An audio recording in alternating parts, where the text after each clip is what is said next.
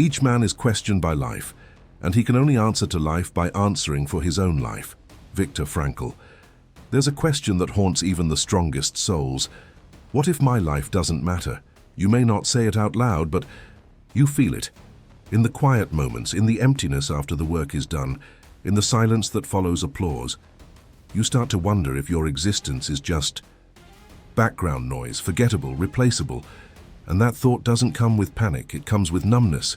You're here, you're functioning. But are you making a difference? Would it matter if you disappeared? Viktor Frankl believed that this question, does my life matter, is not a sign of despair, it's a sign of awakening. Life, he said, demands a response from each of us. And through that response, that personal mission, meaning is born. Marcus Aurelius saw it differently. To him, meaning isn't found in being important, it's found in acting rightly. You matter because of what you do, not because of who sees it. Two paths, one rooted in significance, the other in virtue. But both begin with the same truth. You're still here, and that means something if you choose to make it matter. There's a loneliness that doesn't come from being alone. It comes from feeling like your presence doesn't make a difference. You show up, you do your part, but something inside whispers, would anything really change if I weren't here? It's not about being praised, it's about being seen. And when you feel like your existence leaves no mark, a quiet question grows louder each day. Does my life actually matter? This feeling often comes in seasons of transition, after loss, after failure, even after success that didn't satisfy. You start looking at the world and seeing no reflection of yourself in it, no legacy, no impact. You scroll through lives that look bigger, louder, more important, and yours, it feels small, forgettable. You begin to believe that maybe your story is background noise, not a story at all, but filler in other people's lives. Viktor Frankl faced this illusion head-on. He believed that meaning is not something given to you, it's something you assign. Your life doesn't need to be seen by millions to matter. It needs to be lived in response to something that calls to your soul. Frankl saw people in the most dehumanizing conditions still rise, not because they were famous, but because they chose to act with courage and love. In his words, what matters is not what we expect from life, but what life expects from us. Marcus Aurelius offered a more sober view. He didn't ask whether your life mattered in the eyes of the world. He reminded you that most things, fame, memory, applause, fade quickly. Soon you will have forgotten all things, he wrote, and all things will have forgotten you. To him, that wasn't tragic, it was freeing. If legacy is an illusion, then the only thing that matters is how you live, not who notices. For Marcus, meaning is found not in recognition, but in alignment with nature, reason, and duty. So while Frankl points you toward a unique personal mission, something that gives your suffering context, Marcus strips away the need to feel important at all. He challenges you to act rightly even if no one sees. One finds meaning through contribution, the other through character. But both rebel against the lie that your life only matters if it's loud. The deeper truth is this: your existence doesn't have to shake the world to matter, but it must answer something, a call, a value, a need. That's where meaning is born, and not in being known, but in choosing to respond. In today's world, value is measured in visibility, followers, applause, results. If people see you, you matter. If they don't, you're forgettable. It's a quiet poison, this belief, that worth must be proven, that unless your life is praised or noticed, it must be irrelevant. And slowly, without realizing, you stop living for truth and start living for validation. You adjust who you are based on who's watching, but deep down you feel the cost. You can be praised and still feel invisible. Viktor Frankl warned against this emptiness. He believed that living for recognition was a trap that leads to despair. Because the moment your worth depends on others, you've handed them your soul. Frankl taught that true meaning must be independent of applause. It must come from within, from a mission only you can fulfill. He once said, "Man is not in search of himself. He is in search of a meaning worthy of himself." You don't need to be seen to matter. You need to matter to something greater than yourself. Marcus Aurelius anticipated this modern hunger for attention long before social media existed. He saw it in the court, in politics, in vanity, and he rejected it. Ambition means tying your well-being to what others say or do, he wrote. Sanity means tying it to your own actions. To Marcus, chasing recognition is spiritual instability. You become a mirror, always reflecting others, never knowing who you are. His remedy: focus on your role, not the applause, not the outcome, just the next right act. And yet it's hard, because we want to know that our presence matters, that our voice echoes somewhere, that we're not just passing through unnoticed. Frankl answers that longing with meaning, the idea that life is asking you something, and your response gives your existence weight. Marcus answers it with dignity, that living with discipline and justice, even in obscurity, is a life well lived. What they both reject is the lie that importance is external. For Frankl, it's internal mission. For Marcus, internal order. One asks, what is life expecting of me? The other, what is mine to do, no matter who's watching? Both free you from the need to impress and return you to the need to act. So, when you feel like your life doesn't matter, stop asking how big it looks. Ask how honest it is, how aligned, how devoted. Because in the end, it's not the spotlight that makes a life sacred.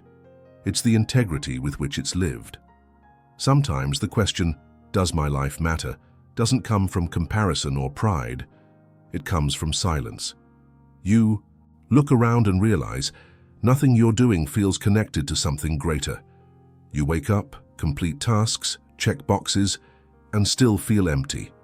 You're not in pain, you're just unanchored, disconnected.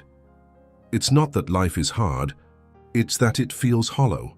And that's its own kind of suffering, the pain of drifting through time without purpose. Viktor Frankl named this condition with piercing clarity. He called it the existential vacuum, a silent collapse of meaning. He believed this emptiness wasn't a flaw, it was a signal, a sign that the human spirit was demanding more than comfort or routine. Ever more people today have the means to live, he said, but no meaning to live for. Frankl's answer was to shift the question. Stop asking, what can I get from life, and start asking, what is life asking from me? That shift awakens a sense of mission, even if small, even if silent. Marcus Aurelius wouldn't use the word vacuum, but he understood the void. He saw that chasing comfort or distraction leads to spiritual decay. His answer was not passion, but practice. Return to what is just, to what is yours, even if the world is silent, even if no one applauds. He wrote, the impediment to action advances action. What stands in the way becomes the way. For Marcus, purpose doesn't have to feel grand. It has to be real, present, and disciplined. Both men agree on something radical. Your life doesn't need to be impressive to be meaningful. It needs to be intentional. For Frankl, that means discovering what only you can offer the world through suffering, through love, through choice. For Marcus, that means owning your responsibility and showing up with steadiness. One teaches transcendence, the other rootedness, but both fight the same lie, that your life must prove its value. And sometimes value is quiet. It's in a kind word, a steady hand, a silent endurance that no one sees but still changes the atmosphere around you. Frankl would say, even suffering carries value when it's part of a deeper story. Marcus would say, even the most ordinary task carries dignity when it's done with virtue. That's what makes a life meaningful, not scale but depth. So when you wonder if your life matters, ask a better question. Is this moment being lived with honesty? If yes, even in obscurity, even in fatigue, then your life is already echoing in ways you may never see. The feeling that your life doesn't matter often comes with another, the belief that you're not needed, that no one's waiting for you, that the world will keep spinning whether or not you show up. It's a quiet erasure, not physical, but existential. You stop raising your voice in meetings, stop sharing ideas, stop dreaming, not out of bitterness, but because you no longer believe your contribution changes anything. And when that belief sets in, life flattens, becomes mechanical, say, becomes grey. Viktor Frankl responded to this void by reframing identity not as what you are, but what life expects from you. He believed that everyone has a task, a unique responsibility that only they can fulfill. And when you walk away from that task, something in the world goes unmet. It doesn't matter if it's loud or small. A sick parent, a lonely student, a fragile truth no one else is bold enough to carry. Frankl's philosophy gave people back their necessity. You matter, not because the world rewards you, but because someone's healing or hope is tied to your presence. Marcus Aurelius approached responsibility differently. He didn't speak of mission, he spoke of role. Nature, he believed, assigns each person a function, not based on preference but on place. And peace comes from fulfilling that role, whether as a leader, worker, parent, neighbor. Don't you see, he wrote, how the craftsman uses each tool for what it's made to do? You may not be noticed, but you were made for something. And doing it rightly, steadily, gives your life quiet weight. This is where Frankl and Marcus become mirrors facing the same truth. One offers transcendence through service, the other grounded dignity through action. But both agree, your life becomes meaningful when you take ownership of something, someone, some space in the world. When you decide this part of life is mine to care for, and this doesn't require perfection, it doesn't require greatness. It requires attention, integrity, willingness. Frankl would say, let your suffering find direction through responsibility. Marcus would say, let your days find clarity through structure. In both, you move from invisibility to intention, not because you were chosen by the world, but because you chose to respond. So if you feel like your life doesn't matter, stop waiting to be needed and choose to become necessary to someone, to something, to the moment you're in right now. That's where mattering begins, not with recognition but with responsibility. The truth is this, meaning isn't discovered like treasure, it's built like a shelter, slowly, repetitively, with patience. And when you feel like your life doesn't matter, it's usually because you've been standing still too long, waiting for something external to declare your worth. But Viktor Frankl and Marcus Aurelius both reject that passivity. They don't wait, they respond, not to applause, not to status, but to the quiet invitation life always offers. Will you show up with integrity? Frankl's life was a rebellion against meaninglessness. He lost everything, family, freedom, identity, yet chose to endure for the sake of others, for memory, for love, for dignity. He believed that your life matters the moment you assign it a reason to matter, that even in suffering, even in silence, there's a responsibility waiting for you. And the moment you say yes to that task, you become alive again. You don't have to feel it, you just have to choose it. Marcus Aurelius stripped it down even further. Forget feelings, forget results. Your life matters because you are capable of action, of thought, of justice. And every small act done rightly is a defiance against the void. He didn't wait for meaning to arise, he imposed order. He cultivated purpose through discipline.